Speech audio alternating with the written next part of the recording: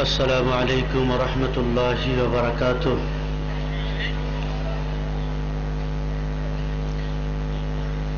الحمد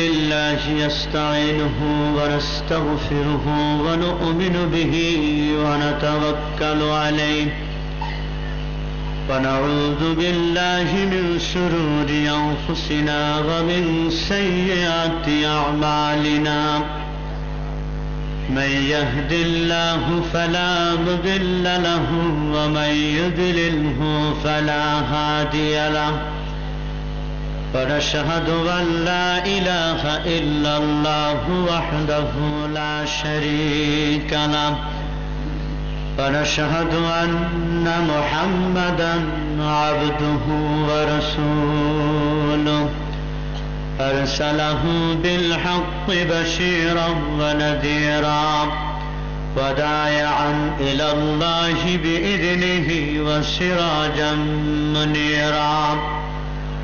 قال الله تعالى في كلامه المجيد والفرقان الحميد: أعوذ بالله من الشيطان الرجيم.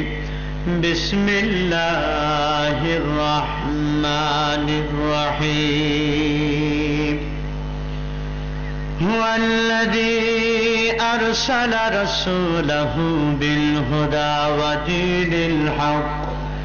ودين الحق ليظهره على الدين كله ولو كره المشركون. وقال تعالى في شان حبيبه: إن الله وملائكته يصلون على النبي يا أيها الذين آمنوا صلوا عليه وسلموا تسليما.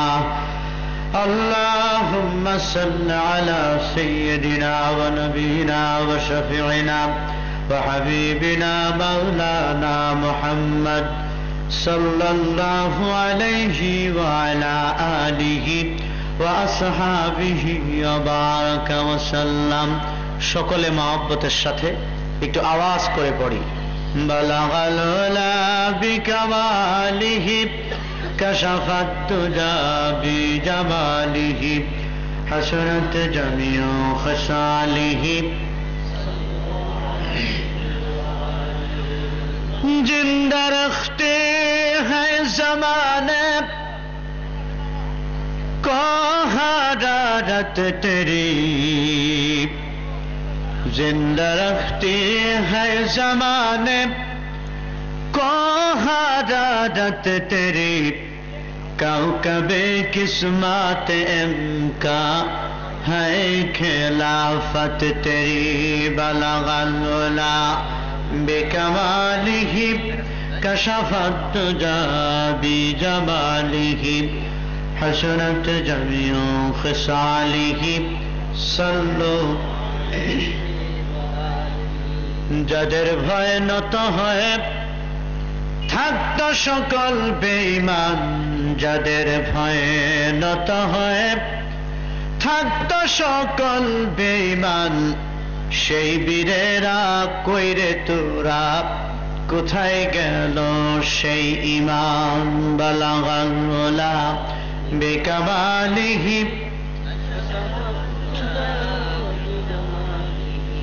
হাসনাত জামিউ খসালিহি.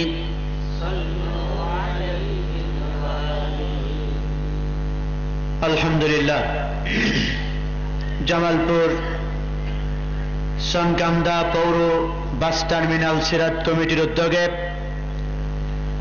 আয়োজিত আজকের ঐতিহাসিক ওয়াজ মাহফিলের সম্মানিত সভাপতি,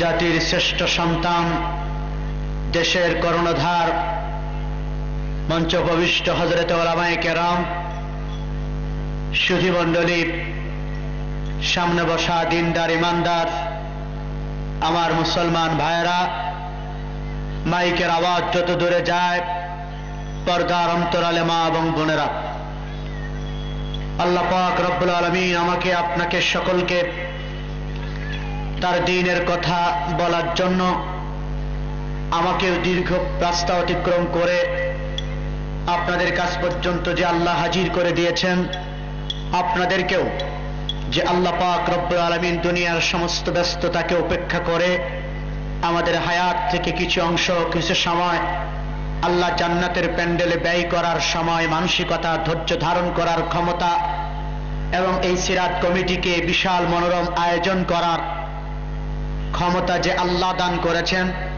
আল্লাহ পাক রব্বুল আলামিনের দরবারে আমরা সকলে শুকরিয়া জানাই। আলহামদুলিল্লাহ। রাজি আছি তো? আল্লাহ রব্বুল আলামিন দয়া করে মায়া করে তিনটা দামি জিনিস আমাদেরকে দান করেছেন। নাম্বার ওয়ান, প্রথম নাম্বার দামি জিনিস হলো মহাবিশ্বের মহাবিস্ময় মহাগ্রন্থ কোরআনুল কারীম। আল্লাহ আমাদেরকে দান করেছেন কোরআনের ভাগীদার, আল্লাহ আমাদেরকে করেছেন যা পৃথিবীর আর কাউকেই আল্লাহ এটার দাবিদার বানায় নাই। শুধু মুসলিম উম্মাদেরকে আল্লাহ বানিয়েছেন, কোন নবীদেরকেও কোরআন দেওয়া হয় নাই, কোন নবীর উম্মাদদেরকে কোরআন দেওয়া হয় নাই। আল্লাহ আমাদেরকে কোরআন দিয়েছেন, আমরা খুশি না বেজার?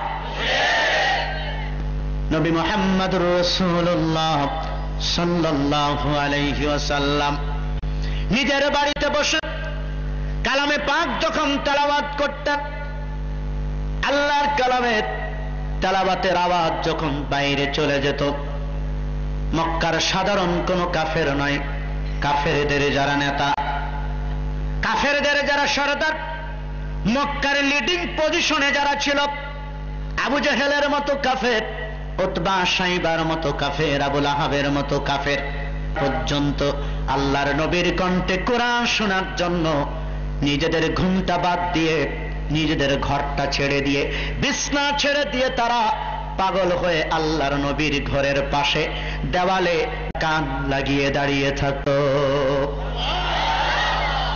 যাদের কথা বললাম ওরা কি কোরআন বিশ্বাস করত? আবু জেহেলরা কি কোরআন মানত? কিন্তু মজা পাইতো। আল্লাহর কোরআনের ভিতরে এমন এক মোহনীয় আকর্ষণ আছে যেটা শুনলে, যেটার আওয়াজ কানে গেলে যে কোনো মানুষ বিমোহিত হয়, যে কোনো মানুষ আসতে বাধ্য হয়। কিন্তু আমার প্রশ্ন জাগে, আমরা কি আবু জেহেলদের চেয়েও খারাপ হয়ে গেলাম?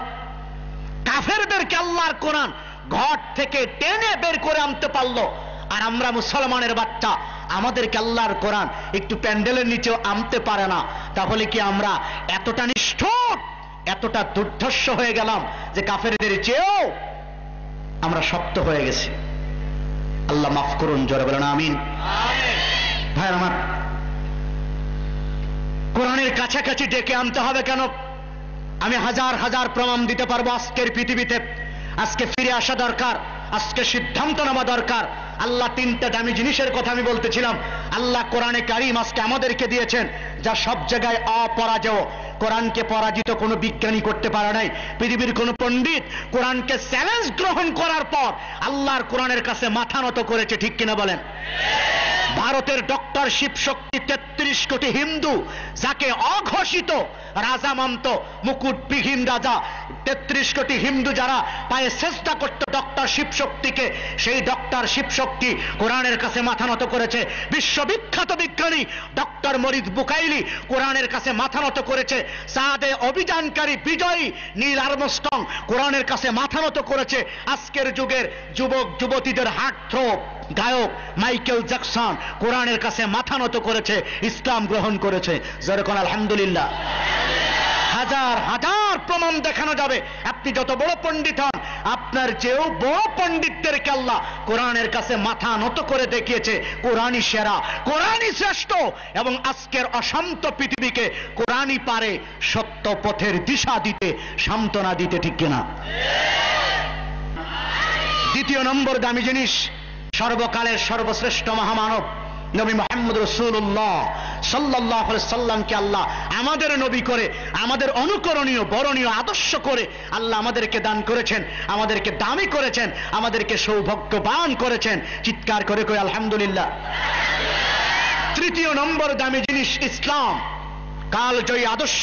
আল্লাহ রাব্বুল আলামিন ধর্ম হিসাবে, দ্বীন হিসাবে জীবন ব্যবস্থা হিসাবে ইসলাম আমাদেরকে দান করে আমাদেরকে দামি করেছেন, আমাদেরকে সৌভাগ্যবান করেছেন। চিৎকার করে কই আলহামদুলিল্লাহ। এই তিনটা দামি জিনিস আমরা চাই নাই, আল্লাহর কাছে চেয়েছিলাম। আমরা কোনো আন্দোলন করি নাই, আমরা কোনো হরতাল করি নাই, আমরা কোনো মিছিল করি নাই, কোরআন দিতে হবে না হলে আগুন জ্বালায় দেবো, বাংলাদেশ অচল, এরকম কোন আন্দোলন সংগ্রাম কিচ্ছু করে নাই। কি বিনা চাওয়াই আল্লাহ ওয়েলিংলি নিজে ইচ্ছা করে আমাদেরকে কোরআনে কারীমের মতো, নবীর মতো, ইসলামের মতো এই দৌলত আল্লাহ আমাদেরকে দান করেছেন। আমরা খুশি না বেজার? আল্লাহ মেহেরবানি করেছেন, দয়া করেছেন। আমার আলোচনায় ফিরে আসছি। আল্লাহ তিনটা দামি জিনিস দিয়েছেন। আমি এই তিনটা জিনিসকে খুব বড় করে দেখানোর চেষ্টা করেছি, কারণ আল্লাহর কোরআন এটা আল্লাহ দিয়েছেন। প্রশ্ন হতে পারে, হুজুর কোরআনকে এত দামি করে দেখানোর কারণটা কি? তাওরাত তো আল্লাহর কালাম, জবুর তো আল্লাহর কালাম, ইনজিল তো আল্লাহর কালাম, 100-র ঊর্ধ্বে আল্লাহর কালাম পৃথিবীতে বিভিন্ন নবীদের কাছে আল্লাহ রাব্বুল আলামিন পাঠিয়েছেন। তো কোরআনে কারীমকে এতটা বিশেষভাবে উল্লেখ করার কারণ আছে না নাই? জোরে বলেন, আছে না নাই? এক নম্বর কারণ যেটা, আজকের পৃথিবীর শান্তি প্রত্যাশিত মানুষ যারা, শান্তির মানে আকাঙ্ক্ষায় শান্তি চাওয়ার জন্য যারা 37টা বছর পাগলের মতো এক এক নেতা, এক এক নেত্রীর পিছনে আমরা দৌড়ানোর চেষ্টা করেছি, আমরাও শান্তির পক্ষে কথা বলি। আজকেও আমি কিছু শান্তির প্রেসক্রিপশন দেওয়ার চেষ্টা করব। শান্তি কিভাবে আসবে এরকম কিছু প্রেসক্রিপশন আল্লাহর কোরআন থেকে যাবার চেষ্টা করব। প্রেসক্রিপশন শব্দটা আমি কেন ইউজ করলাম, কেন বললাম, সেটার পিছনে আর একটু ব্যাকগ্রাউন্ড না বললে হবে না। আজকের পৃথিবী, আজকের বাংলাদেশ ধর্ষণের রোগে আক্রান্ত, আজকের বাংলাদেশ মাদকের রোগে আক্রান্ত, আজকের বাংলাদেশ যৌতুকের রোগে আক্রান্ত, আজকের বাংলাদেশ দুর্নীতির রোগে আক্রান্ত, খুন ছিনতাই ডাকাতির রোগে আক্রান্ত। শুধু আক্রান্তই নয়, এত রোগ যাদের ঘাড়ের উপরে চেপে বসা, বলতে হবে রোগাক্রান্ত, রোগে জর্জরিত। এই রোগে জর্জরিত বাংলাদেশকে যদি সুস্থ করতে হয় তাহলে আমাদের কাছে প্রেসক্রিপশন নিতেই হবে, এর বাইরে কোনো গত্যান্তর নেই। কারণ 38 বছর, আগামী 26শে মার্চ আসলে বাংলাদেশের পতাকার বয়স হবে, স্বাধীনতার বয়স হবে 38 বছর, প্রায় নবুয়তের কাছাকাছি। কি বলেন? এই 38 বছর বয়সী বাংলাদেশকে আমরা চেষ্টা করেছি। আমাদের নেতারা কারো বিরুদ্ধে বলার জন্য আমি আসি নাই, খোদার কসম আল্লাহর পক্ষে বলবো। তাতে হতে পারে আমার নিজের বিরুদ্ধেও যেতে পারে, তাতে আমার কিচ্ছু আসে যায় না। গোলমালও যদি লেগে যায়, তারপরে আমার রক্ত থাকা পর্যন্ত, আমার জীবন থাকা পর্যন্ত আমার কণ্ঠ চলবে, আমার কলম চলবে, আমি লিখবই, গাইবই। এটা আমার আকীদা, এটা আমার বিশ্বাস।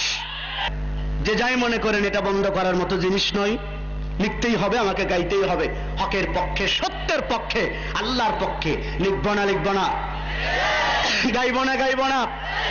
আমি বলতেছিলাম, এই ধর্ষণ, ছিনতাই, চুরি, ডাকাতি, মদ, ধর্ষণ, নানা রোগে আক্রান্ত এই জাতিকে সুস্থ করার জন্য 37টা বছর আমাদের দেশের নেতা, নেত্রী, মন্ত্রী, এমপি, উপদেষ্টারা চেষ্টা করেছে ধর্ষণ থেকে মানুষকে মুক্ত করার জন্য, দুর্নীতির রোগ থেকে মানুষকে মুক্ত করার জন্য, সুস্থ করার জন্য, মাদক থেকে, সব রোগ থেকে মুক্ত করার জন্য আমাদের নেতারা চেষ্টা করেছে।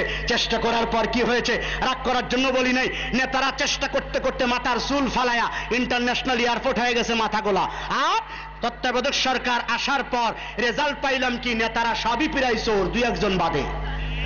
রাগ করলেন? অধিকাংশ নেতারাই চোর, দুর্নীতিবাজ হয়ে কেন্দ্রীয় কারাগারে ঢুকলো। আমাদের উপায় কি তখন? আমি তো লজ্জা শরম ছাড়াই বলতেছি, লজ্জা থাকা উচিত আমাদের। যে দেশের মন্ত্রী, এমপিরা সব মিলে জেলখানায় ঢোকে দুর্নীতির অপরাধে, চুরির অপরাধে। আমরা কত ভালো মানুষ, ঠিক না? বাংলাদেশের বাইরে গিয়ে যদি আপনারা বলেন আমরা খুব ভালো মানুষ, ওরা কি বলবে? যাদেরকে দিয়ে তোমরা ক্ষমতা চালাও, যাদের আঙ্গুলের ইশারায় তোমরা ওঠো আর বসো, তাদেরই তো দেখছি, বলবে কিনা? আমি এই নেতা, নেত্রী আর মন্ত্রী, এমপিদের দোষ দেই না। আমি যে দোষটা দিব সেটা হলো নির্দ্বিধায়, ব্যক্তহীন কণ্ঠে আমার বলতে আপত্তি নেই। মন্ত্রীদেরকে যেই সিস্টেম দ্বারা পরিচালিত করা হয়েছে, সংসদ ভবন, গণভবন, বঙ্গভবনকে যেই পদ্ধতি দ্বারা পরিচালনা করা হয়েছে, যেই নীতিমালা দ্বারা 37টি বছর আমার এই সোনার জন্মভূমিকে পরিচালিত করা হয়েছে, সেই সিস্টেমে গরমিল ছিল, সেই সিস্টেম ব্যর্থ, সেই পদ্ধতি ছিল ভুলে ভরা, যার কারণে নেতাদেরকে চোর হতে হয়েছে, সংসদ ভবনকে কলঙ্কিত হতে হয়েছে, বাংলাদেশের জেলখানাগুলাকে নেতা নেত্রী দিয়ে ভরাট করা হয়েছে।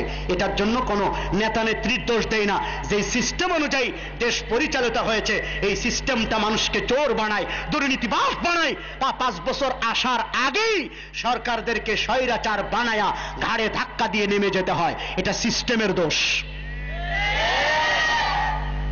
সম্ভবত এখনো বোঝেন নাই। 37 বছর নেতারা আমাদেরকে রোগমুক্ত করার জন্য গণতন্ত্রের ট্যাবলেট খাওয়াইছে, জাতীয়তাবাদের ট্যাবলেট খাওয়াইছে, সমাজতন্ত্রের ট্যাবলেট খাওয়াইছে, আমাদেরকে তারা ধর্মনিরপেক্ষতাবাদের ট্যাবলেট খাওয়াইছে।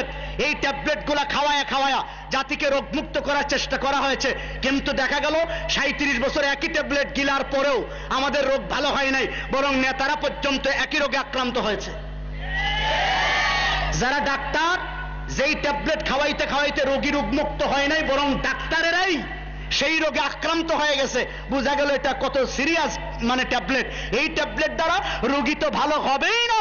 আমি বলি এই ট্যাবলেটগুলো ডেট এক্সপায়ার হয়ে গেছে। গণতন্ত্রের ট্যাবলেট, সমাজতন্ত্র, ধর্মনিরপেক্ষতাবাদ, জাতীয়তাবাদের ট্যাবলেটগুলো এটা ডেট এক্সপায়ার হয়ে গেছে, মেয়াদ উত্তীর্ণ হয়ে গেছে। মেয়াদ উত্তীর্ণ কোনো ট্যাবলেট যদি কোনো রোগীকে খাওয়ানো হয়, তাহলে রোগ তো ভালো হয় না, বরং রোগী মারা যাওয়ার সমূহ আশঙ্কা থাকে। সচেতন জনগণকে বলতে চাই, আমরা কি যেই ট্যাবলেট 37 বছর খাওয়ার পরেও ধর্ষণ বন্ধ হয় নাই, দুর্নীতি বন্ধ হয় নাই, চুরি ডাকাতি ছিনতাই মাদক বন্ধ হয় নাই, আমরা কি সেই ব্যর্থ ট্যাবলেট আর গিলতে চাই? এই জন্যই বলছি, যদি আপনারা মনে করতে পারেন কেউ কেউ হয়তো বা ভয় পাচ্ছেন, জরুরি অবস্থার রেশ এখনো কাটে নাই, এত কড়া কথা বলা ঠিক না। আমি জরুরি অবস্থার মধ্যেও এভাবেই বলেছি, কারণ আমি তো কোনো সরকারেরটা খাই না, আমি আল্লাহরটা খাই। আমার জান কারো কোনো সরকারের হাতে না, আমার জান আল্লাহর হাতে, এটা আমি বিশ্বাস করি। আর কারো বিরুদ্ধে কথা বলি না, আমি আল্লাহর পক্ষে বলার চেষ্টা করি। সেই কারণে বলতেছেন, যদিও জরুরি অবস্থা থাক, আমি মনে করি আমার কথাগুলা অতি জরুরি। জরুরি অবস্থার মধ্যে অতি জরুরি কথা বলা যাবে কিনা? হরতালের মধ্যে অ্যাম্বুলেন্স চলবে কিনা?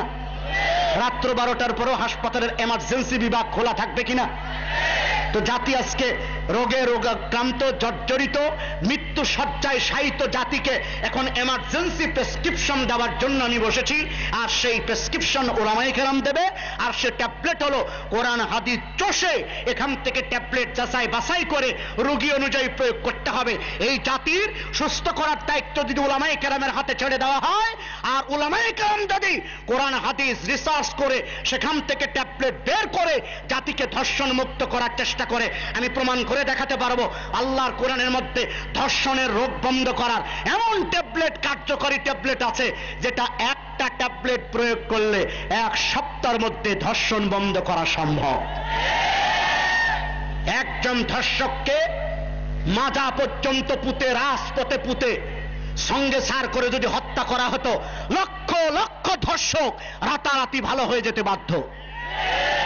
একটা চোরকে যদি হাতটা কেটে কবজিটা আলাদা হয়ে যেত, টিভি দেখাচ্ছে, পেপার পত্রিকায় আসতো, লক্ষ লক্ষ মানুষ সারা বাংলাদেশ তাকিয়ে যদি দেখতো চোরের শাস্তি কি হয়, এই একটা ট্যাবলেট, কোরআনের ট্যাবলেট যদি চুরির ব্যাপারে প্রয়োগ করা হতো, এই এক ট্যাবলেট দেখে, এই একটা চোর ভালো হওয়া দেখে গোটা চোরেরা রাতারাতি তওবা করে ভালো হয়ে যেত।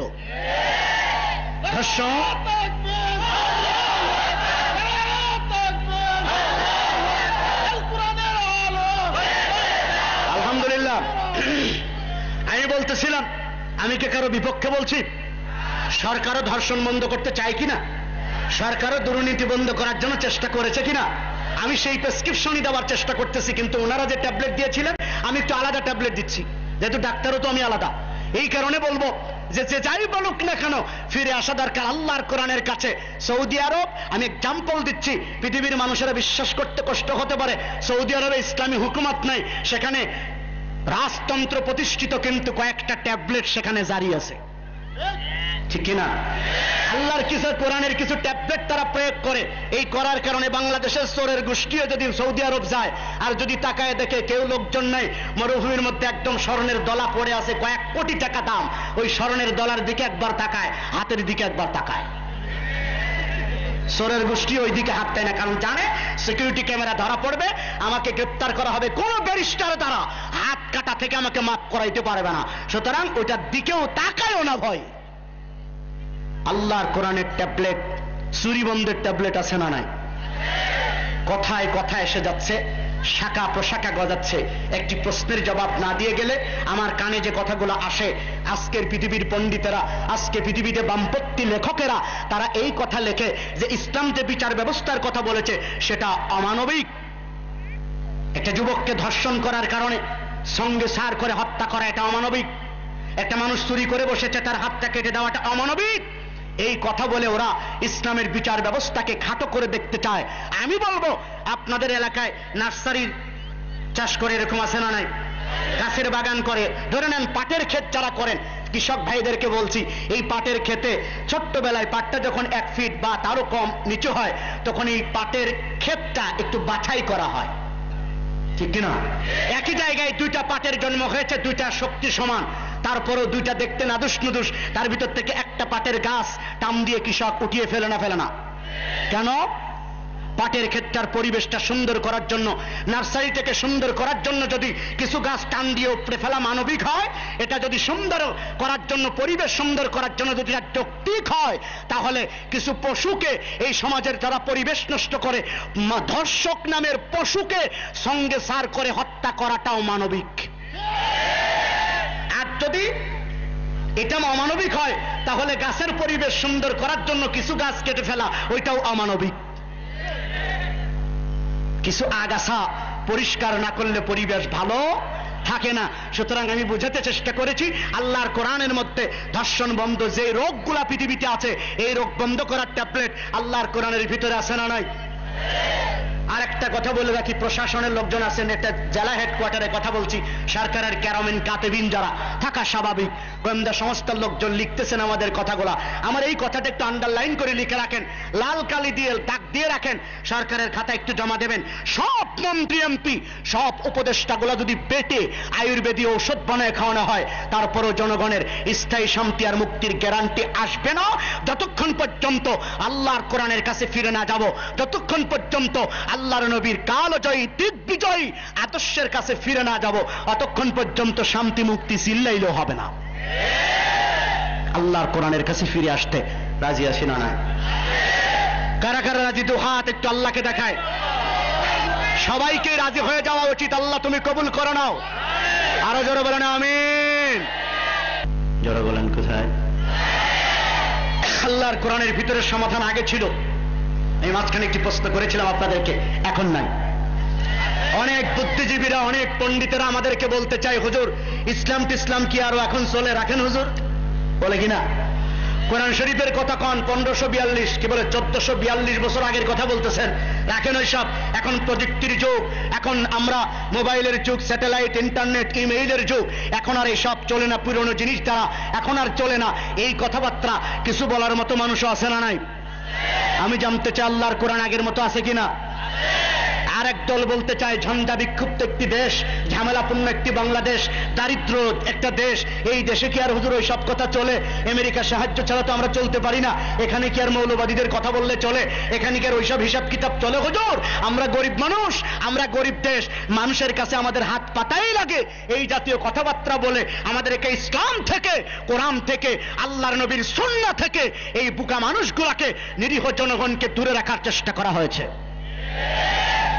আমি জানতে চাই উমরে ফারুক রাদিয়াল্লাহু তাআলা আনহু যে রাষ্ট্রটা পরিচালনা করেছিলেন, সেই রাষ্ট্রটা বাংলাদেশের চেয়ে বড় না ছোট? আমার সাধারণ ভাইরাও জবাব দেন, তাদের জানা আছে, ইতিহাস যারা পড়েছেন, ইসলামিক হিস্টোরি যারা পড়েছেন, অনেক ভাইরা পড়েছেন, উমরে ফারুকের রাষ্ট্রটা বাংলাদেশের চেয়ে ছোট না বড়? কত বড়? অর্ধেক পৃথিবীর প্রেসিডেন্ট। জোরে কন্যা আলহামদুলিল্লাহ। আমি তো অবাক হই, মাঝে মধ্যে আশ্চর্যান্বিত হয়, আল্লাহ রাব্বুল আলামিন কি বলে, অর্ধেক পৃথিবীর প্রেসিডেন্ট সে একজন মোল্লা। সুবহানাল্লাহ বিহামদিহি। অর্ধেক পৃথিবী যার আঙ্গুলের ইশারায় চলতো, তিনি একজন আজকের বিশ্ব নেতাদের ভাষায় তিনি একজন মৌলবাদী, ঠিক কিনা? ওদের ভাষায় মৌলবাদী।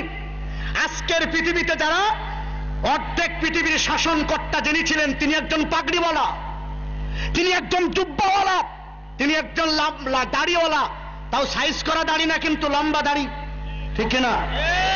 লম্বা দাড়িওয়ালা একজন মানুষ, পাগড়িওয়ালা একজন মানুষ, জুব্বাওয়ালা একজন মানুষের হাতে অর্ধেক পৃথিবীর শাসন ক্ষমতা। ভালো চলেছিল না খারাপ? আমি কোন মোল্লা মৌলবীদের সাপোর্ট করতেছি না। পিকে হিট্রি, বার্নার্ড রাসেল, তারা পর্যন্ত লিখেছে ওমরে ফারুক যে রাষ্ট্রটা পরিচালনা করেছিল তা কত বড়, 22 লক্ষ বর্গ মাইল। আজকের বাংলাদেশ 55,598 বর্গ মাইল। কোথায় 55,000 আর কোথায় 22 লক্ষ, 21.5 লক্ষই নাই। এই 55,598 বর্গ মাইলের নেতাদেরকে বলি, নেতাদেরকে শিক্ষা গ্রহণ করার জন্য বলি, পিছনের দিকে তাকান। রাষ্ট্রকে যদি সুন্দর করতে চান, আমরা রাষ্ট্র ক্ষমতা দখল করার জন্য কথা বলি না। আমাদের এই চিল্লা চিল্লি আপনাদের স্বার্থে, এই জনগণগুলোর স্বার্থে, দ্বীনের স্বার্থে। আপনারাও জান্নাতে যান, আমরা এটাও চাই। এই কারণে কথাগুলা বলা, রাষ্ট্র ক্ষমতা দখল করার জন্য কথা বলছি না। শিক্ষা গ্রহণ করেন, ওই ইতিহাস থেকে কিছু পয়েন্ট আউট করেন, আল্লাহর কোরআন থেকে, আল্লাহর নবীর সুন্নাহ থেকে রাষ্ট্রীয় কাঠামো পরিচালনা করার জন্য কিছু ফর্মুলা গ্রহণ করে দেখেন, দেখবেন আপনাদের মধ্যেও শান্তি আসবে, রাষ্ট্রের মানুষ আপনাদেরকে ওয়েলকাম করবে, আপনাদেরকে আবারও ক্ষমতায় বসাবে। সেই কারণে বলতেছি, ওমরে ফারুক যে রাষ্ট্রটা চালিয়েছেন, এত বড় রাষ্ট্র চালানেন, সেখানে ডক্টর ইউনূস ছিল না? ছিল? কোন বেড়াক, কোন গ্রামীণ ব্যাংক, কোন আমেরিকার সাহায্য, আমেরিকার জন্মই তো হয় নাই তখন, কেউ ছিল না। তারপরও দেশটা ভালো চলেছিল না খারাপ? ধন্যবাদ। কেমন ভালো বিস্তারিত ইতিহাস আপনাদেরকে আমি শোনাতে পারবো না, শুধু উদাহরণ। পিকে হিট্রি বলেন, বার্নার্ড রাসেলের ভাষায় হযরত ওমর যে রাষ্ট্রটা পরিচালনা করতেন, সেই রাষ্ট্রটা কেমন চলেছিল, তাদের মন্তব্য, তাদের মূল্যায়ন। পিকে হিট্রি, বার্নার্ড রাসেল বলে, একজন নারী ধর্ষিতা হওয়া তো দূরের কথা, একটা যুবক আর একটা যুবতীর দিকে খারাপ নজরে তাকানোর মতো সাহস পর্যন্ত ছিল না। সেখানে র্যাব ছিল, আর্মি ছিল, কেউ ছিল না। নির্জন মরুভূমি, অষ্টাদশী রূপবতী সুন্দরী যুবতী এক প্রান্ত থেকে আর এক প্রান্তে রওনা দিয়েছি প্রয়োজনে। সারাদিন চলে গেছে, পথ পাড়ি দিতে দিতে পথের গন্তব্য শেষ হয় নাই, সন্ধ্যা ঘনিয়ে এসেছে। যেখানে বাঘের ভয়, সেখানেই রাত হয়, সন্ধ্যা ঘনিয়ে আসতেছে। বুকটা দুরু দুরু কাঁপতেছে, এই কম্পমান বুক এই অবস্থায় চলছে দ্রুত পায়ে গিয়ে। হঠাৎ করে দেখে 25-26 বছরের এক টকবগে যুবক সামনে। যুবতী থমকে দাঁড়িয়েছে, থরথর করে কাঁপতেছে। হায় রে, 18 বছর ধরে যেই সতীত্ব, যেই নারীত্ব আমি হেফাজত করে রেখেছি, আজকে এই সন্ধ্যার মুহূর্তে অন্ধকারে পৃথিবীর কেউ আমাদেরকে দেখে না। এই নির্জন মরুভূমির ভিতরে হয়তো আমি বাঁচতে পারবো না, আমাকে রক্ষা করতে পারবো না।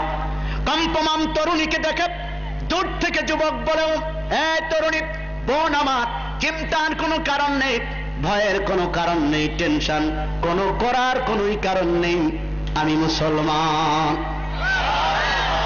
আমি মুসলমান, ভয়ের কোনো কারণে। কোথায় যাবে তুমি? চলো, তোমাকে পৌঁছে দেওয়া, তোমার ইজ্জতের জিম্মাদারি নেওয়া, তোমার ইজ্জতের হেফাজতের দায়িত্ব নেওয়া। আমি যুবক, আমি মুসলিম, আমার দায়িত্ব। কোথায় যাবে তুমি? চলো, তোমাকে সেখানে পৌঁছে দিয়ে আসবো। কথা বললে অনেকের ঘাড়ে লাগবে। এই ইতিহাস গণতন্ত্রের জন্ম দেওয়া ইতিহাস নয়, বাঘ আর হরিণে এক ঘাটে পানি খাওয়ার ইতিহাস, আব্রাহাম লিঙ্কনের ইতিহাস নয়, কার্ল মার্কসের ইতিহাস নয়, কামাল পাশার ইতিহাস নয়, গান্ধীর ইতিহাস নয়, আমাদের দেশের কোন নেতা নেত্রীর ইতিহাস নয়। এই ইতিহাস মোল্লা মৌলবীদের ইতিহাস। কাদেরকে ঘৃণা করেন, কাদেরকে সাইডে রেখে যা সামনে আগানোর চেষ্টা করেন, কোন বিধানকে, কোন ফর্মুলাকে উপর তলায় রেখে, তাকের উপরে উঠিয়ে রেখে জাতিকে উন্নতির শিখরে পৌঁছতে চান, কশ্চিনকালে উন্নতি করা যাবে না। হ্যাঁ, এতটুকু উন্নতি করা যাবে। গতকাল ছিল ভ্যালেন্টাইন্স ডে, বিশ্ব ভালোবাসা দিবস।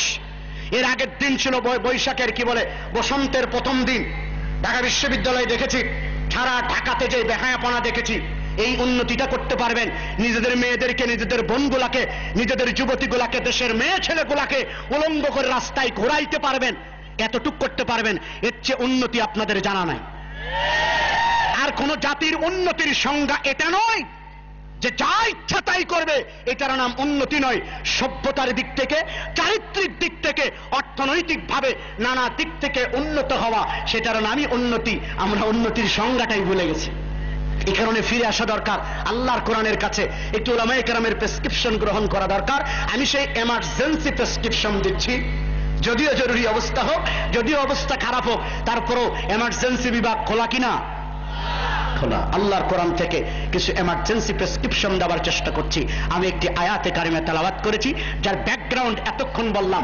এর আলোকে ইসলাম যদি সেরা হয়, কোরআন যদি সেরা হয়, নবী মুহাম্মদ রাসূলুল্লাহ যদি সেরা ব্যক্তিত্ব, সেরা নেতৃত্ব, সেরা রাষ্ট্রনায়ক হয়, সেরা আদর্শ হয়, তাহলে সেরাটারই তো বিজয় হবে, ঠিক না?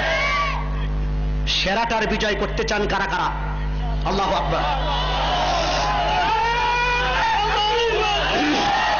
সবাই চাই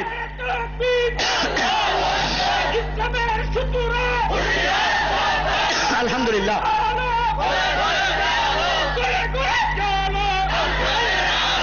আমি বলছিলাম আল্লাহ দ্বীনের কাছে ফিরে আসলে, যেহেতু ইসলাম সেরা, নবী সেরা, কোরআন সেরা, এর কাছে সবাই মাথা নত করছে আস্তে আস্তে, সুতরাং সেই সেরাটারই তো বিজয় হওয়া দরকার। আর একটা মৌলিক কারণ আছে আমাদের কাছে, আমরা সবাই শান্তি চাই কিনা? শান্তির ব্যাপারে কারো কোনো ছাড় নাই। হিন্দুও শান্তি চায়, আমার শ্রমিক ভাইরাও শান্তি চায়, ড্রাইভার ভাইরাও শান্তি চায়, যাত্রীরাও শান্তি চায়, মোল্লা মৌলবীরাও শান্তি চায়। সবাই শান্তির ব্যাপারে কোনো আপত্তি, ইখতিলাফ কারো মধ্যে নাই। কিন্তু শান্তি কোন পথে আসবে, সেই পথটা নির্বাচন করতে এখনো আমরা ভুলে গেছি। আমরা আবারও দায়িত্বহীন কণ্ঠে বলছি, শান্তির ঠিকানা একমাত্র ইসলাম, শান্তির জায়গা একমাত্র দিন, শান্তির একমাত্র ফর্মুলা আল্লাহ দিতে পারেন এবং দিয়েছেন। সেদিকে ফিরে যাওয়া দরকার। রাজি আছি না নাই? বলতেছিলাম শান্তির জন্য ফিরে আসা দরকার, মুক্তির জন্য ফিরে আসা দরকার, ভালোর জন্য ফিরে আসা দরকার, দেশের জন্য, নিজেদের জন্য, সবার জন্য, সর্বোপরি আখিরাত এবং দুনিয়া উভয় জায়গায় মুক্তি পাওয়ার জন্য ফিরে আসা দরকার। একটু আল্লাহর কাছে, একটু কোরআনের কাছে, একটু নবীর সুন্নাহর কাছে আমরা রাজি আছি না নাই? আমার এই কড়া কথাগুলো শুনে যারা অসন্তুষ্ট হবেন, একবারে শেষে গিয়ে আপনাদের সবার কাছে মাপ চেয়ে নিব, হবে না ইনশাল্লাহ?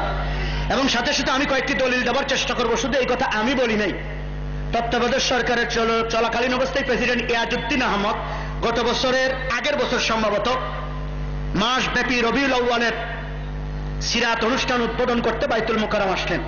বাইতুল মোকাররমের মাইকের আওয়াজ আমার অফিসে গিয়ে ঠাস ঠাস করে লাগে, স্পষ্ট সব শোনা যায়। ইয়াজউদ্দিন আহমদ সাহেব তার লিখিত বক্তব্যে বললেন, অশান্ত পৃথিবীকে যদি আবারও শান্ত করতে হয়, যদি এই জর্জরিত, বোমা কবলিত, সন্ত্রাস কবলিত, দারিদ্র পীড়িত দেশকে যদি আবারও শান্তি আর মুক্তির এই উঁচু শিখরে নিয়ে পৌঁছতে হয়, তাহলে আমাদের সবাইকে ফিরে যাওয়া দরকার কালজয়ী আদর্শ ইসলামের কাছে, নবী মুহাম্মদ রাসূলুল্লাহর দিকে আমাদের সবাইকে ফিরে যাওয়া দরকার। এটা আমার বক্তব্য বললাম না ডক্টর ইয়াজউদ্দিন আহমদের? ডক্টর ইয়াজউদ্দিন আহমদের বক্তব্য বললাম। কিন্তু আমাদের কপাল খারাপ, আমাদের দুঃখটা ওখানে। ইয়াজউদ্দিন আহমদের বক্তব্য এটা যদি শুধু বাইতুল মোকাররমেই সীমাবদ্ধ না থেকে, এই বক্তব্য যদি বঙ্গভবন থেকে প্রচার করা হতো, তাহলে জাতির কপাল অনেক আগে ভালো হয়ে যেত।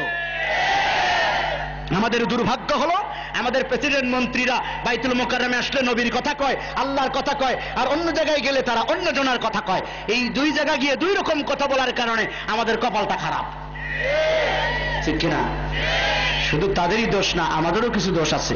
আমাদের দোষটা নিয়েও আমি আলোচনা করব, কাউকেই ছাড় দেওয়ার চেষ্টা করছি না। আমি বিজয়ের কথা বলেছি, ইসলামের বিজয়ের কথা, সেরা কোরআন, সেরা নবী, সেরা আদর্শ ইসলামের বিজয়ের জন্যই আমি একটি আয়াতে কারিমে তেলাওয়াত করেছি। আল্লাহ বলেছেন, লিইজহিরাহু আলা দীনি কুল্লি, আমার নবীকে আমি দুনিয়াতে পাঠালাম কেন? পাঠানোর টার্গেট হলো সমস্ত দিন, সমস্ত ধর্ম, সকল আদর্শ, তন্ত্র মন্ত্র, রাস্তা, পদ্ধতি, নীতিমালা, কনস্টিটিউশন, সংবিধানের উপরে আমার সংবিধান, আমার ইসলাম, আমার ধর্মকে আমার দ্বীনকে বিজয়ী করার জন্য আমি আল্লাহর নবীকে, আমার নবীকে আমি দুনিয়াতে পাঠিয়েছি। এটা কার কথা বললাম? আল্লাহর কথা। নবীকে পাঠানোর টার্গেট হলো সব দিনের উপরে ইসলামের বিজয়। আজকের পৃথিবীতে আমরা যে এইখানটাতে এসে দাঁড়িয়েছি, ইসলাম পরাজিত না বিজয়ী? বুঝেছি না বান? ইসলাম বিজয়ী না পরাজিত? শুধু পরাজিতই নয়, অবহেলিত, লাঞ্ছিত, অপমানিত, নিষ্পেষিত, নির্যাতিত, কোন ঠাসা। ব্যক্তিগতভাবে যারা আমরা একটু ইসলাম পালন করার চেষ্টা করি, একটু টুপিটা নিয়ে, পাগড়িটা নিয়ে, দাড়িটা নিয়ে, একটু মাদ্রাসা মসজিদের সাথে সম্পর্ক রাখার চেষ্টা করি, তাও ঠাট্টা করা হয়, বিদ্রুপ করা হয়, মোল্লা মৌলবাদী, জঙ্গিবাদী, ফতোয়াবাজ, কত কথা বলে আমাদেরকে বিষোদ্গার করা হয়, আমাকে ঘৃণা করা হয়, আমাদেরকে সমাজের কোন সভ্য জাতি হিসাবে হিসাব করা হয় না। ভাইরা আমার, এই পরাজিত অবস্থা থেকে ইসলামকে বিজয়ের অবস্থানে নেওয়ার জন্য আমাদের কোনো করণীয় আছে কিনা? আমি মনে করি তাফসীর মাহফিলে, ওয়াজ মাহফিলে সেই বিষয়টা নিয়ে আলোচনা হবে। আগামীকাল থেকে আমাদের করণীয় কি? ওলামায়ে কেরাম, হ্যাঁ, আমি ইউসুফ জুলাইকার কিচ্ছা আমিও বলতে পারবো, আসহাবে কাহাবের কিচ্ছা সবারই প্রায় মুখস্থ আছে, এগুলা বলে আমি রাত কাটিয়ে দিতে পারতাম। কারো বিরুদ্ধে না কথা বলে, মিষ্টি মিষ্টি কথা বলে, আপনাদেরকে সুর করে কথা শুনিয়ে কান্না কাটা দিয়া আমি বাড়ি চলে যেতে পারতাম, আবার দাওয়াতের সুযোগ ছিল। কিন্তু আমি জানি আর জীবনে কোনোদিন যদি না আসতে হয়, বা জামালপুরে যদি আমাকে অবাঞ্ছিত ঘোষণা করা হয়, তারপরও আমার এই জরুরি কথাগুলো আমাকে বলতেই হবে। তো আমি পারতাম কিচ্ছা কাহিনী বলে সময়টা নষ্ট করে দিতে, সেটা আমি করি নাই। আমি চেষ্টা করি আগামীকাল থেকে এই জাতির মুক্তির উপায় কি, আগামীকাল থেকে আমাদের করণীয় কি, কালকে থেকে আমাদের পথ এবং পাথ কি হবে, সেই ব্যাপারে সমস্ত ওলামায়ে কেরামের উচিত কিছু ডিরেকশন, কিছু নির্দেশনা দিয়ে যাওয়া। আমি সেই নিরিখে 2-4টে প্রেসক্রিপশন দেওয়ার চেষ্টা করব। বিজয়ের ব্যাপারে যেই পার্শ্ব প্রতিক্রিয়া নিয়ে আমি আলোচনা করতেছি, আমি প্রচলিত আলোচনা করতেছি না।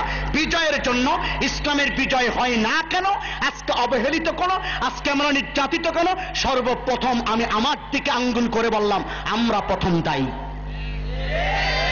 খুশি হইলেন তো আপনারা? জেনারেল শিক্ষিত ভাইয়েরা খুশি হইলেন তো? সর্বপ্রথম দায়ী আমরা যারা এখানে বসা আছি, হযরতে ওলামায়ে কেরাম দায়ী।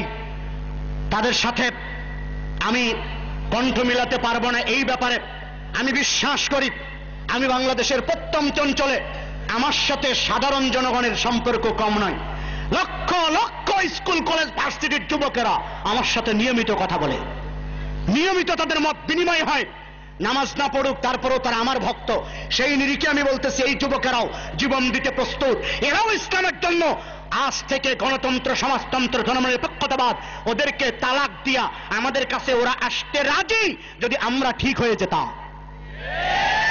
ওলামায়ে কেরাম আজকে যে আসনে থাকা দরকার ছিল সেখানে না থেকে আজকে আমরা নানা দলে উপদলে বিভক্ত। আমি সে ব্যাপারেও একটা সলিউশন দেওয়ার চেষ্টা করব। বাকি আল্লাহ পাকের ইচ্ছা। আজকে আমরা নানা দলে বিভক্ত। কেউ চিন্তা করছি শুধু মাদ্রাসার ইহতেমামে বসে বুখারী তিরমিজির দার্স দিতে দিতে বলতেছি, আমার চেয়ে বড় বুজুর্গ, আমার চেয়ে বড় দায়িত্ব আর কেই বা পালন করতেছে। প্রতি বছর আমার হাত থেকে হাজার হাজার দাওরায়ে হাদিস পার হয়ে চলে যায়। এভাবে একদিন ইসলাম কায়েম হয়ে যাবে, এই চিন্তা করতেছেন কিছু বড় বড় আলেমে ওলামায়ে কেরাম। কেউ কেউ মনে করতেছেন সারা পৃথিবীর মানুষের মধ্যে যখন ঈমানের বুঝ পয়দা হয়ে যাবে, তখন এমনি এমনি ইসলাম কায়েম হয়ে যাবে, আর কিচ্ছু করা লাগবে না। কেউ কেউ মনে করতেছেন যে আমি পীর সাহেব, বিরাট বড় পীর সাহেব, লক্ষ লক্ষ মুরিদ আমার, প্রতি বছর আমার মুরিদের সংখ্যা বাড়তেছে, এভাবে একদিন ইসলাম কায়েম হয়ে যাবে। কেউ কেউ মনে করতেছেন জেহাদ, জেহাদকে ফাটায় ফেলাবো, দুনিয়ার সব শক্তি তো আমাদের হাতে, আমরা জেহাদ, জেহাদকে দুনিয়াটারে উল্টায় ফেলাবো, এভাবে একদিন ইসলাম কায়েম হয়ে যাবে। আমি এই চার দলের কারোর সাথে একমত নই। বন্ধুরা আমার নবী, আপনার নবী সর্বকালের সর্বসেরা মানুষ। ইহুদির বাড়িতে শ্রমিকের কাজ করতেছেন। কিসের কাজ? শ্রমিকের কাজ করতেছেন। গভীর কূপ থেকে পানি ওঠানোর দায়িত্ব। পানি উঠাইতে পারলে কিছু খাবার পাওয়া যাবে, খেজুরের দানা পাওয়া যাবে, ক্ষুধার যন্ত্রণা মিটবে। পানি উঠাতে উঠাতে পাত্রটা ছিঁড়ে কূপের ভিতরে পড়ে গেছে। ইহুদি মালিক রাগান্বিত হয়ে সোনার নবীর সোনার চেহারায় কষে একটা চড় বসিয়ে দিয়েছে। আল্লাহর নবী চটটা খাওয়ার পরে, আঘাত পাওয়ার পরে মনে হলো যিনি তিনি কষ্ট পান নাই, ব্যথা পান নাই। ব্যথাটা ভুলে গিয়ে ইহুদির হাতটা ধরে মালিশ করে দেয় আর বলে, বাবা তোমার হাতে আমাকে আঘাত করার কারণে তুমি ব্যথা পেয়েছো নাকি, তুমি কষ্ট পেয়েছো নাকি?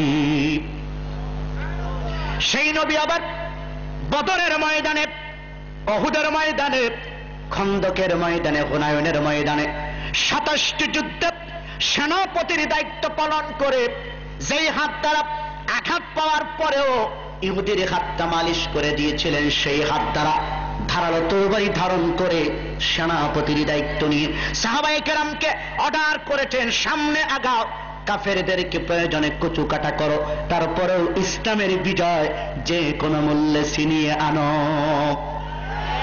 এই দুটি কথা, এই দুটি ভূমিকা একই ব্যক্তির কিনা?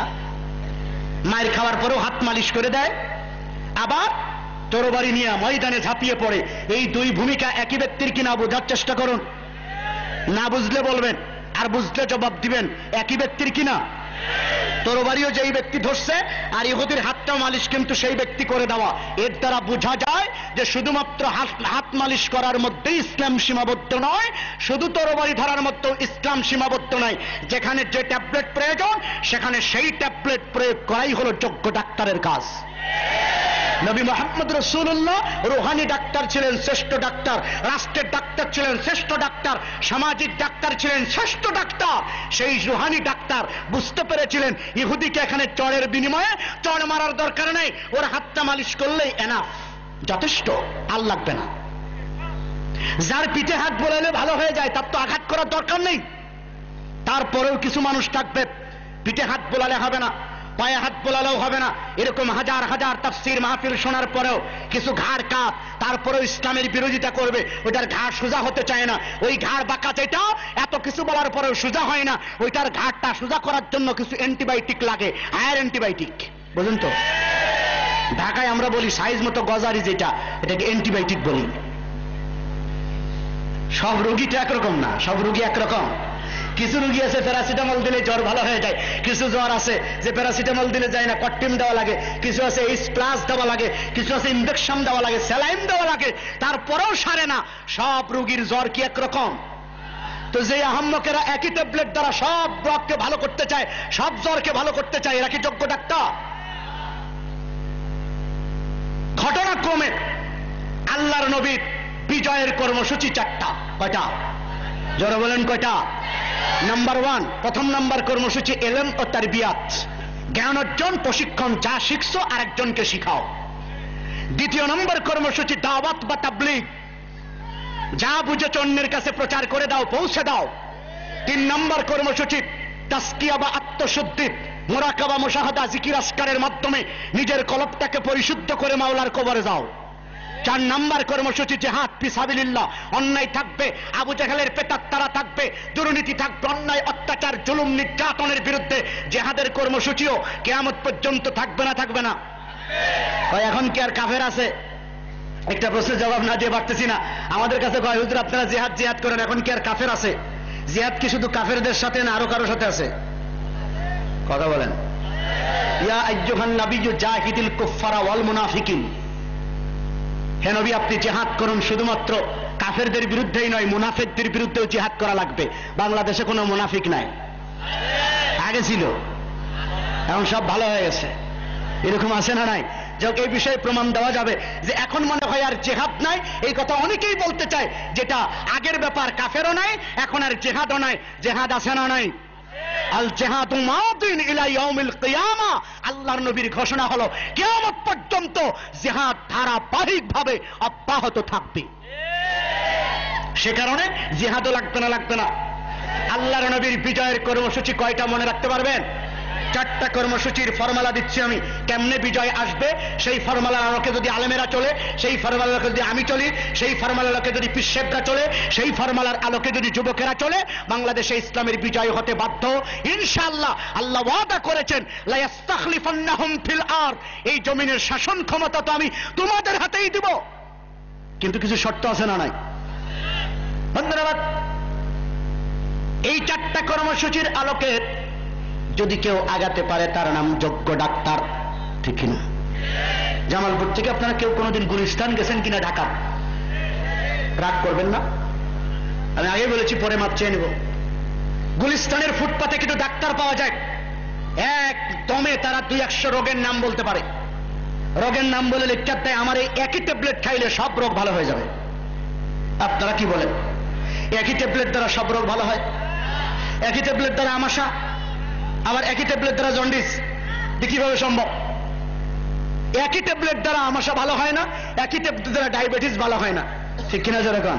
তো এই কারণে ওরা ওখান থেকে লেকচার দেয় যে আমার এই একই ট্যাবলেট দ্বারা সব রোগী ভালো হয়ে যায়। এই বক্তব্য গুলিস্তানের ডাক্তারেরা দেয় নাকি এমবিবিএস ডাক্তারেরা দেয়? এমবিবিএস ডাক্তারের কাছে গেলে কয়েক প্রকারের ওষুধ দেয় একই রোগের জন্য, পার্শ্ব প্রতিক্রিয়া যেন না হয়, অন্য কোনো ব্যাপার স্যাপার না থাকতে পারে। একই রোগের জন্য একটা ট্যাবলেট দেয় না কয়েক প্রকারের ওষুধ দেয়, এবং রোগী বুঝে ওষুধ দেওয়ার চেষ্টা করে। যারা আজকে বলে যে শুধুমাত্র এলমের খেদমত করলেই পৃথিবীতে ইসলাম চলে আসবে, আমি সেই বুজুর্গানে দিন হযরত উলামায়ে কেরামের পায়ে হাত দিয়ে বলবো, না, আপনার আরো কিছু দায়িত্ব আছে।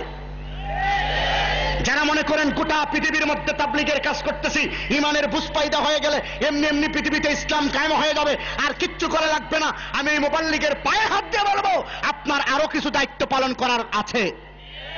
যারা পিসব হয়েছেন তারা মনে করেন মুরিদি পীর মুরিদি করলেই, জিকির আজকার করলে এখন কলব লাফায়, ঠক ঠক করে, শব্দ হয়, নানা কিছু হয়, আর মনে হয় কিচ্ছু করা লাগবে না। আমি সেই পীর এবং পীরের মুরিদদের পায়ে হাত দিয়ে বলবো, আপনারও আরো কিছু দায়িত্ব আছে না নাই? যারা মনে করেন শুধু জিহাদ করলে, ইসলামী আন্দোলন করলে টুপিদারির দরকার নেই, জিকির আজকারের দরকার নেই, দাওয়াত ও তাবলীগের দরকার নেই, ইলম কালামের দরকার নেই, এমনি এমনি ফাটাফাটি অবস্থায় কি কন বোমা ফাটাইলেই দুনিয়াতে ইসলাম কায়েম হয়ে যাবে, এ জাতীয় চিন্তা চেতনা যাদের মধ্যে কাজ করে, আমি সেই ইসলামী আন্দোলনের অকুত ভয় সৈনিকের পায়ে হাত দিয়ে বলবো, আপনারও আরো কিছু কাজ করা দরকার, ঠিক কিনা যেরকম? যদি কেউ একটা নিয়ে পড়ে থাকে, যদি কেউ বলে শুধু একটা দিয়েই দুনিয়া জয় হয়ে যাবে, আমার সেই বক্তব্যটা গুলিস্তানের ডাক্তারের মতো মনে হয়। যদি গুলিস্তানের ডাক্তারের হাতে পড়ে, তাহলে ওই একই ট্যাবলেট দ্বারা সব রোগ যারা ভালো করতে চায়, এই গুলিস্তানের ডাক্তারের হাতে পড়লে আপনার রোগ তো ভালো হবেই না, পেট নষ্ট হওয়ার আশঙ্কা আছে, টাকাটা ফাও। কথা বুঝে আসছে? আমরা কি গুলিস্তান ডাক্তারের কাছে যাবো না এমবিবিএস ডাক্তারের কাছে যাবো? তবে আলহামদুলিল্লাহ, হতাশ করার জন্য কথা বলি নাই, আলহামদুলিল্লাহ বাংলাদেশে এমনও ডাক্তার, এমনও পীর, এমনও আলেম আছে না নাই যারা চতুর্মুখী কর্মসূচি পালন করে, যাদের মধ্যে এলেমের কর্মসূচি আছে, যাদের মধ্যে দাওয়াতের কর্মসূচি আছে, যাদের মধ্যে তাজকিয়া জিকির আসকারের কর্মসূচি আছে, যাদের মধ্যে জিহাদের কর্মসূচিও আছে। এরকম চতুর্মুখী কর্মসূচি ওয়ালা কোন আলেম, কোন পীর, কোন নেতা বাংলাদেশে 2-4 জন আছে না নাই? যদি ওরকম কোন আলেম পেয়ে যান, ওরকম কোন নেতা পেয়ে যান, ওরকম কোন পীর পেয়ে যান, তার পিছনে আপনারা আনুগত্য করার চেষ্টা করুন, দেখবেন সমাজ সুস্থ হবে, জাতি সুস্থ হবে, রাষ্ট্র সুস্থ হবে, গোটা পৃথিবী সুস্থ হবে। ওই রকম নেতৃত্বের পিছনে যদি আমরা কাতার বাঁধতে পারি, ইসলামের বিজয় আজ হোক আর কাল হোক, টুডে টুমরো ইসলামের বিজয় আসতে বাধ্য। কিন্তু নেতা তলাশ করতে হবে।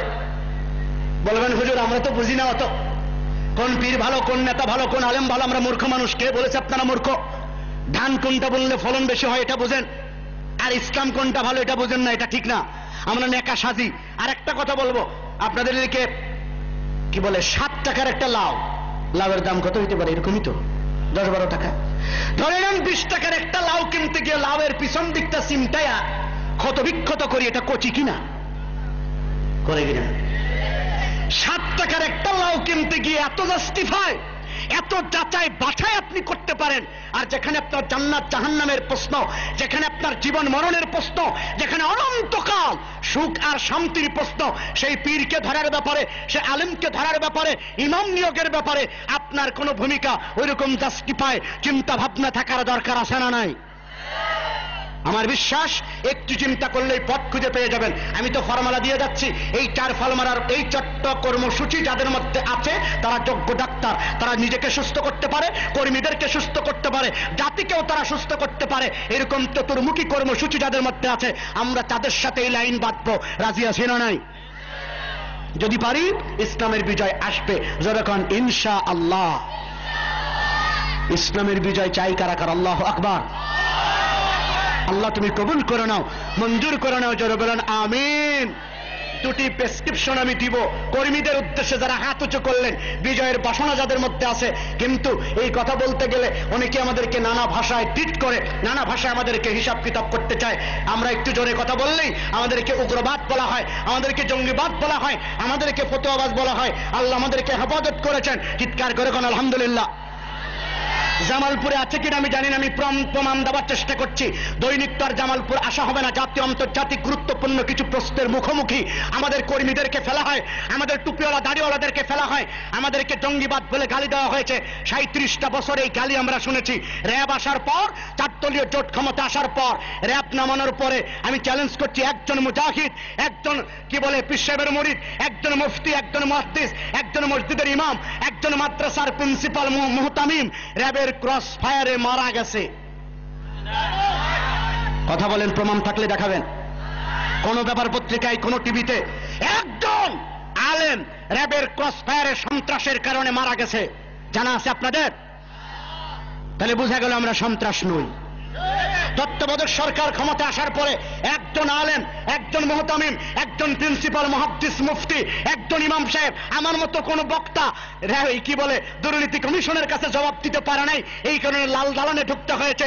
দুর্নীতির কারণে এমন কোন ঘটনা আপনাদের জানা আছে? বোঝা গেল আমরা নির্দোষ, নিট অ্যান্ড ক্লিন। উলামায়ে কেরামের গায়ে কোনো দোষ নেই। আমরা জঙ্গিবাদ নই, আমরা সন্ত্রাস নই। মাদ্রাসাগুলি তালেবানের কারখানা নয়, মাদ্রাসাগুলি আল কায়েদার আড্ডাখানা নয়, মাদ্রাসাগুলি অস্ত্রের প্রশিক্ষণ দেওয়া হয় না। মাদ্রাসাগুলিতে তাদের প্রশিক্ষণ দেওয়া হয়, সেই প্রশিক্ষণ দেওয়া হয়, তার প্রমাণ মিলেছে টুপিওয়ালা দাড়িওয়ালা দুর্নীতির সাথে জড়িত নয়। এটা তত্ত্বাবধায়ক সরকার আমলে প্রমাণিত হয়েছে। আমরা দুর্নীতি মুক্ত মানুষ গড়ার চেষ্টা করি, আমরা সন্ত্রাস মুক্ত মানুষ গড়ার চেষ্টা করি, আমরা শান্তি প্রত্যাশী জনগণ গড়ার চেষ্টা করা হয় মাদ্রাসাগুলির ভিতরে। আলহামদুলিল্লাহ, আল্লাহ হেফাজত করেছেন মাদ্রাসাগুলিকে। যারা আমাদেরকে দুর্নীতি কি বলে, জঙ্গিবাদ, উগ্রবাদ বলে আমাদেরকে প্রমাণ করার চেষ্টা করেছিল, আল্লাহ তাদেরকে লাল দালানে ঢুকিয়েছে আর আমাদেরকে ছেড়ে দিয়েছে কোরআনের কথা বলার জন্য। জরুরি অবস্থার মধ্যে সব নেতাদের বক্তব্য বন্ধ, আমাদের বক্তব্য চলেছে না চলে নাই? একদিনে 3-4 জায়গায় গাওয়া লাগছে। সুবহানাল্লাহ খান, আলহামদুলিল্লাহ খান। আল্লাহর কোরআনের কথা যারা বলে তাদেরকে কি বলে, হেফাজত কে করেন? ইন্না নাহনু নাযালনাল যিকরা ওয়া ইন্না লাহু লাহাফিজুন।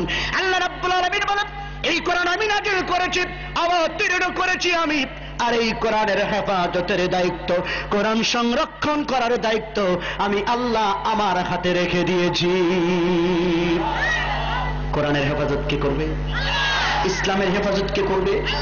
যারা কোরআনের কাছে থাকে, যারা ইসলামের কাছে থাকে, তাদের হেফাজত কে করে? করছে না করে নাই? চলে আসেন, দেখবেন আল্লাহ হেফাজতের দায়িত্ব নিয়ে নেবে। আল্লাহর হেফাজতে তারা আসতে চায় না, তারা বোকা না বুদ্ধিমান? আল্লাহর হেফাজতে আসছে নিরাপদ আশ্রয় আর কোথাও নাই। আসুন আমরা চলে আসার চেষ্টা করি। আমি বলতেছিলাম, এরপরেও বলবো, আমাদেরকে যতই জঙ্গিবাদ বলা হোক, যতই উগ্রবাদ ফতোয়াবাজ বলা হোক, তারপরেও আমরা সত্য কথা বলবো না? বলবো না? মাদ্রাসাগুলি বন্ধ করে দিয়ে পালাবো? কোরআনের পক্ষ ছেড়ে চলে যাব? আমেরিকা যতই আমাদের দিকে হুমকি থামকি আর চোখ রাঙানি দেখা, তারপরেও কি আমরা আমেরিকার পক্ষ হয়ে যাব? আমাদেরকে যাই বলা হোক, তারপরেও কি আমরা ইরাকের বিপক্ষে চলে যাব? আমরা আমাদের মুসলমানদের ভাইদেরকে ছেড়ে আমরা কি ইসরায়েলের পক্ষ নিব? পশ্চিম কালেও নয়। আমাদেরকে যে যাই বলুক, তারপর আমরা দিনের পক্ষে থাকবো না? থাকবো না। আমি এরকম পাগড়ি বান্ধি বলে অনেকে কয় লাদেনের খালাতো ভাই। আচ্ছা বলেন, লাদেনের খালাতো ভাই বলুক আর জুলা ভাই বলুক, তাই বলে কি পাগড়ি বান্ধা বন্ধ করবো? আমার ভাই সহ আমাদের ছাত্র জীবন থেকে আমাকে যারা চিনে তারা জানে, ওসামা বিন লাদেনের আত্মপ্রকাশ করার আগে থেকেই আইনুদ্দিন আজাদী একই স্টাইলে পাগড়ি বাঁধে। একদিনও একটা ঘন্টাও কেউ আমাকে এই অবস্থার বাইরে দেখেছেন বলে আমার জানা নাই। এই একই স্টাইলে পাগড়ি বান্ধি ওসামা বিন লাদেনের আত্মপ্রকাশ করার আগের থেকে। তো আমরা তো ওসামাকে দেখে পাগড়ি বান্ধা শিখি নাই, আমরা বাংলা ভাইকে দেখে লম্বা দাড়ি রাখা শিখি নাই। এই লোকটা কি বাংলা ভাইকে দেখে লম্বা দাড়ি রাখা শিখছে? আশ্চর্য ব্যাপার। লম্বা দাড়ি দেখলেই তাকে বাংলা ভাই বলতে হবে, একটু পাগড়ি পরা দেখলেই তাকে আল কায়েদা বলতে হবে, জেহাদের আলোচনা করলেই তাকে জঙ্গিবাদ উগ্রবাদ বলে বলতে হবে। শাহ রহমান বাংলা ভাইয়ের ব্যাপারে একটি মন্তব্য পেশ করতে চায়। এরা বাংলাদেশের কোন মাদ্রাসায় পড়েছে? তাদের হাদিস কে শিখায়েছে? কোথা থেকে পড়েছে? কোন সনদ নাই তাদের। বাংলাদেশের কোন মাদ্রাসার বারান্দায় তারা ঘোরাফেরা করে নাই। আমাদের বিশ্বাস বাংলাদেশের মৌলবাদীদেরকে, বাংলাদেশের ইমামদার মুসলমানদেরকে হয়রানি করার জন্য, শায়েস্তা করার জন্য তাদেরকে কোনো না কোনো ভাবে এখানে পাঠানো হয়েছে বিশৃঙ্খলা সৃষ্টি করার জন্য। কোন ওলামায়ে কেরামের সাথে তাদের পরিচিতি নেই, এর এক পর্যন্ত তাদের কোন নাম গন্ধ ছিল না। কোথা থেকে তাদেরকে পাঠায়া বাংলাদেশকে অশান্ত করে তোলা হয়েছে। আমি নিজেও সারা বাংলাদেশ ঘোরার কারণে অনেকবার গাড়ি চেকিং হতে হয়েছে। আমার পাগড়ি একবার চেক করে, আমার কার্টুনগুলা চেক করে, আমার ক্যাসেটগুলা বাজায় বাজায় শোনের মধ্যে কি আছে, জঙ্গিবাদের কোনো গন্ধ পাওয়া যায় কিনা। এই কি বলে দুষ্কৃতিকারীদের কারণে এদেশের উলামায়ে কেরাম হয়রানির শিকার হয়েছে। প্রশাসনকে বলবো একটু হিসাব কিতাব করে গায়ে হাত তুলবেন, একটু হিসাব কিতাব করে আপনারা পথ চলার চেষ্টা করবেন। এমন কিছু না হয় কোন নির্দোষ নিরীহ আলেমের গায়ে যদি হাত পড়ে যায়, এটা আল্লাহর আরশ কিন্তু সহ্য করবে না।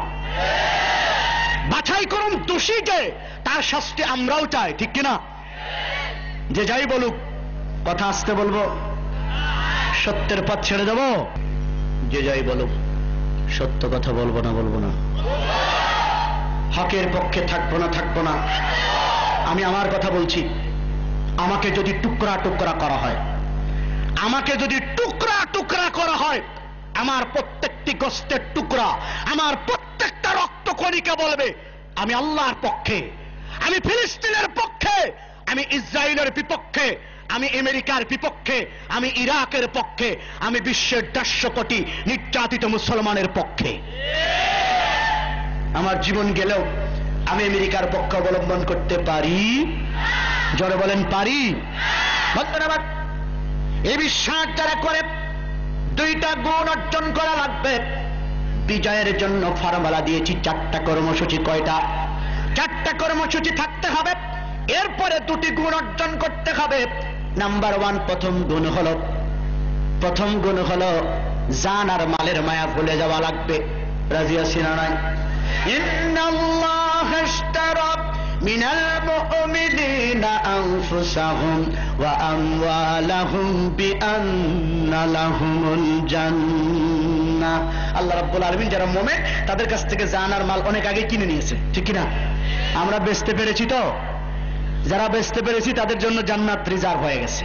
আর যারা বেচতে পারি নাই, জান আর মাল আল্লাহর কাছে তারা বিক্রি করতে পারি নাই, জান্নাতের আশা করাটাও বোকামি। জমি রেজিস্ট্রি করে দিতে চান না, শতক প্রতি 50,000 টাকা চান, বোকানা পাগল, পিটাবে ধরে। আল্লাহ রাব্বুল আলামিন জান আর মাল কিনে নিয়েছেন। প্রথম নাম্বার গুণ হলো জান আর মালের মায়া আজ থেকে ভুলে যেতে হবে যদি বিজয় পাইতে হয়। রাজি আছি না নাই? সবাই রাজি না?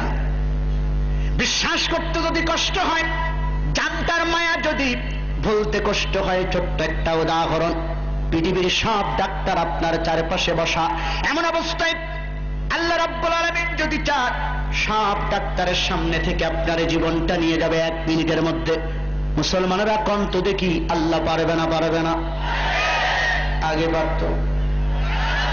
1 মিনিটের ভিতরে সব ডাক্তারের সামনে থেকে, একদম ক্লিনিকের অন্দরমহলের ভিতর থেকে পারবে কিনা? কেউ বাঁচাইতে পারবে না। পক্ষান্তরে একটি পিস্তলের নাল এই কানের মধ্যে, আরেকটা রিভলভার এই কানের উপরে ধরা, পিঠের উপর একটা স্টেন গান, বুকের উপর একটা মেশিন গান ধরার পরে ট্যাগারে টিপ দেওয়ার সাথে সাথে আপনার বুকটা ঝাঁঝরা হয়ে যাবে, মস্তিষ্ক ছিন্ন বিচ্ছিন্ন হয়ে যাবে। আপনি জানেন, সব কিছু জানার পরেও আল্লাহ রাব্বুল আলামিন যদি চান, সবস্তের সামনে থেকে আমার বান্দাকে আমি আরো 1 মিনিট বাঁচায় রাখবো। মুসলমানরা চিৎকার করে জবাব দেন, আমার আল্লাহ সেটাও পারবে না।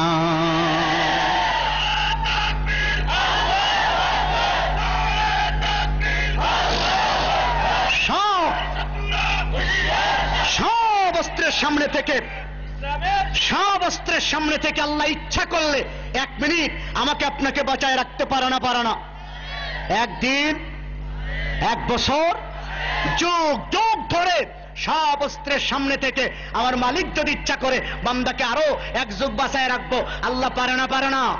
হে মুসলমান, যে আল্লাহ এইটা পারে, এ বিশ্বাস যারা করে তারা আমেরিকার দিকে তাকায় কথা বলে না, তারা কারোর দিকে তাকায় কথা বলে না। কারণ আমার জীবন আল্লাহর হাতে, আমার মৃত্যু আল্লাহর হাতে, আমার সুখ আল্লাহ দেয়, আমার কষ্ট আল্লাহ দেয়, আমার অভাব আল্লাহ দেয়, আমার সচ্ছলতা আল্লাহ দেয়, আমাকে ধনী আল্লাহ করে, আমাকে ইজ্জত দেয় আল্লাহ, আমাকে জিল্লতি দেয় আল্লাহ। ঠিক কিনা এরকম? একটা এক্সাম্পল দেব, যারা ক্ষমতায় আছেন তাদের জন্য কিছু শিক্ষা গ্রহণ করার বিষয় আছে। 2001 সালে আল্লাহ রাব্বুল আলামিন আপনাদেরকে জিরো বানায়া 4 দলীয় জোটকে হিরো বানাইছিল, মনে আছে না? 4 দলীয় জোট ভাবতেও পারে নাই এই রেজাল্ট তাদের ঘরে আসবে, কেউ চিন্তা করে নাই 4 দলীয় জোট এত বিপুল ভোটে জিতবে, কেউ চিন্তা করেছিল? কোন রাজনীতিবিদের হিসাব আসে নাই। ঠিক আল্লাহ রাব্বুল আলামিন 7 বছর পরে এসে গত 29শে ডিসেম্বর আল্লাহ রাব্বুল আলামিন টোটালটা উল্টায়া দিয়া তাদেরকে জিরো বানায়া আবার যাদেরকে জিরো বানিয়েছিলেন তাদেরকে হিরো বানালেন। এরা কল্পনাও করতে পারে নাই এই রেজাল্ট মহাজোটের কপালে আসবে। এটা কিন্তু কোন রাজনীতিবিদের হিসাব ছিল না। এটা কে করে? এই রিমোট কে ঘোরায়? আল্লাহ দেখাইলো জিরোদেরকে হিরো বানানোর কাজ আমার, হিরোদেরকে জিরো বানানোর ক্ষমতা আমার কাছে। সুতরাং ক্ষমতা পায়া দাপট দেখাইও না, আমি আল্লাহ আবারও জিরো বানাইতে পারি। ঠিক কিনা ধরে কান? মনে রাখা দরকার, সবারই মনে রাখা দরকার, যে যে সেক্টরে আছেন, যে যতটুকু ক্ষমতার মালিক, ক্ষমতার অপব্যবহার যেন না হয়ে যায়। হইলে কি হবে? মালিক বেজার হয়ে যাবে। মালিক যদি বেজার হয় জিরো বানাইতে সময় লাগবে না। এক ইঁদুর পিসেবের কাছে মরি দিয়েছে। কি মরি? বেশ মহাব্বত পিসে হুজুরের সাথে। কিছুদিন পরে এসে কান্দে। কিরে কান্দোস কেন? কয় হুজুর বিড়ালে খুব ডিস্টার্ব করে। তো বিড়াল তো ডিস্টার্ব করবেই, কাজই তো, ডিউটি তো এটা বিড়ালের, ওর পেটে বসে থাকে আর তোদেরকে ডিস্টার্ব করা। কয় হুজুর আমি এই কথা শুনতে আসি নাই। তো কি শুনতে আসছিস? কয় হুজুর আপনি তো ফু দিলে আগুন পানি হয়ে যায়, পানি আগুন হয়ে যায়, কত বড় বুজুর্গ আপনি, তো আপনি একটু ফু দিয়ে আমার বিড়াল বানিয়ে দিলেই তো হয়। কয় ঠিক আছে, তুই যখন কইছিস আমারও তো বিরক্ত থাকা লাগে, তো ঠিক আছে ফু দিলাম, যা। এখন সে বিড়াল, ইঁদুর এখন কি? বিড়াল হওয়ার পরে কিছুদিন পরে এসে কান্দে আবার। কিরে কি হলো আবার? কয় হুজুর কুত্তায় ডিস্টার্ব করে, উঠানে নামতে পারি না। তোর তো উঠানে নামার জন্য বানানো হয় না, তুই তো ঘরে থাকবি। কয় না হুজুর আপনি তো ফু দিলে সবই হয়, দেন না একটু ফু দিয়া কুত্তা বানায়া। যা দিলাম ফু দিয়া। এখন সে কি? কুত্তা, মস্ত বড় কুত্তা, ঘুরে ফিরে খায় দেয়, কেউ আর এখন ডিস্টার্ব করে না। বহুদিন পরে এসে কান্দে। কয় কিরে আজ আবার কি হলো? কয় হুজুর জঙ্গলে গেছিলাম, তো আগে দৌড়ানি দেয়। তো মনের ভিতরে খুব জিদ জাগছে, হুজুর আপনি তো ফু দিলে সবই হয়, একটু বাঘ বানায় দিলেই তো পারেন। শ্রেষ্ঠ শক্তিশালী একটা জীব, আমাকে আর কেউ ধমক দিতে পারবে না, একটু রয়্যাল বেঙ্গল টাইগার বানায় দেন হুজুর। হুজুর তখন কয় ঠিক আছে, এত মহাব্বতের সাথে যা, ফু দিলাম বাঘ বানায়। রাগ করতেছেন আপনারা? তো রয়্যাল বেঙ্গলের টাইগারের চরিত্র কি? ঘাড় মটকায়া রক্তটা শিশে খাওয়া। হুজুর তো পরের বাড়ি খেয়ে ঘাড় খুব মোটা হয়েছে। এখন বাঘে কয় হুজুর আপনাকে দেখে আমার বড্ড লোভ হইতেছে, এখন তো প্রথম রিজিক আপনি, তো শুরু হয়ে যাক। চিন্তা করেন। হুজুর তখন বলে যেই ফু দ্বারা ইঁদুর থেকে বিড়াল, বিড়াল থেকে কুত্তা, কুত্তা থেকে বাঘ বানাইছি, সেই ফু কিন্তু এখনো আছে। আছে না? বুঝেন নাই? যে হুজুর ইঁদুর থেকে বাঘ পর্যন্ত বানাইতে পারে, সেই হুজুর ফু দিলে আবার বাঘ থেকে ইঁদুর বানাইতে পারে কিনা? মনে রাখতে হবে, এই রিমোট কিন্তু ওনার হাতে আছে। সব ক্ষমতাশীলদেরকে আল্লাহ রাব্বুল আলামিন দেখিয়েছেন। বড় বড় রব দাবি করেছিল, ফেরাউনকে নীল দরিয়ায় চুবায়া, নমরুদের নাকের মধ্যে মশা ঢুকায় জুতা দিয়ে পিটায় সাইজ করছে না, করে নাই? শিক্ষা গ্রহণ করার জন্য কথাগুলো বললাম। আমরা যেন ক্ষমতার অপব্যবহার না করি, মালিককে বেজার করে সামনে আগানো যায় না। আমরা চেষ্টা করব আল্লাহ রাব্বুল আলামিনের হাতে জীবন, আল্লাহর হাতে ক্ষমতা, আল্লাহর হাতে ইজ্জত। তো ইজ্জু মান তাশা ওয়া তুযিল্লু মান তাশা। সুতরাং এই চিন্তাটা মনে রেখে আমরা একটু চলার চেষ্টা করব। রাজি আছি তো? তো যারা আল্লাহর কাছেই সবকিছু মনে করে, তারা কি ভয় করে? তারা কি জীবনের মায়া করে? তারা কি সম্পদের মায়া করে? দ্বিতীয় নম্বর গুণ, আস্থা রাখা লাগবে, তাওয়াক্কুল করা লাগবে একমাত্র আল্লাহর উপরে। জোরে বলেন কার উপরে? কত পার্সেন্ট? পিস্তল দেখে ভয়ও পায়, আল্লাহকেও ডাকে। 100% হয়েছে না 50-50? 50-50। পিস্তল দেখে ভয়ও পায়, আল্লাহকেও ডাকে। তার মানে কি হলো? 100% হয়েছে। পিস্তল কিচ্ছু না আমার কাছে, পৃথিবীর সব অস্ত্র তাক করা আমার দিকে।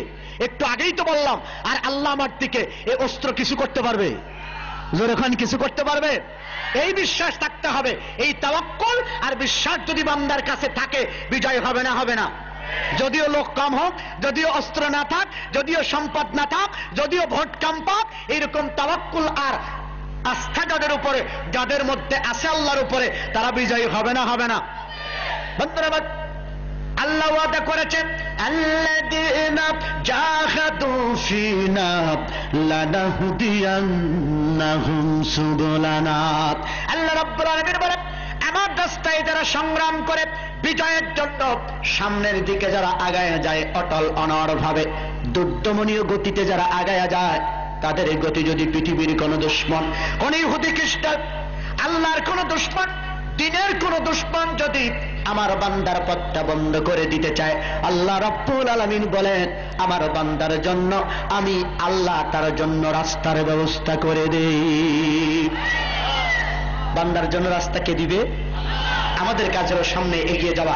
4টা কর্মসূচির আলোকে আমি ফর্মুলা দিয়েছি।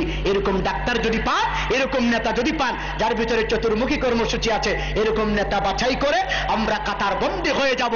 আর জীবনের মায়া ভুলে গেলাম, সম্পদের মায়া ভুলে গেলাম, আর আল্লাহর উপরে আস্থা রেখে সামনে যদি আগাতে থাকি, টুডে টুমরো, আজ হোক আর কাল হোক, বিজয়ের মাল্য আমাদের গলায় আসবে। গোটা পৃথিবীর ক্ষমতা মুসলমানদের, ইমানদারদের, ওমরদের হাতে আসবে। যখন আল্লাহুম্মা আমিন।